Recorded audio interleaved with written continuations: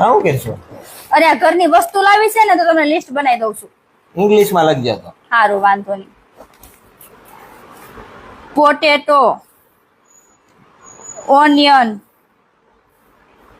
Oil, T husband. ઓય, હું આ ટી હસબન્ડ શું છે?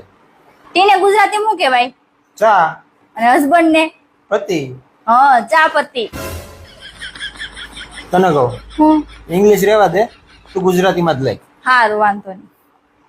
ખાંડ, જીવન છોકરો. ઓય, હું હવે આ જીવન છોકરો શું છે? જીવન ને ઇંગ્લિશમાં શું કહેવાય? લાઈફ અને છોકરાને? બોય. Life boy. તને કહું, હું એક કામ કર, તું ખાલી કે બુક મને આપી દે, હું લખતો જાઉં. લે. સારું, વાંધો નહીં.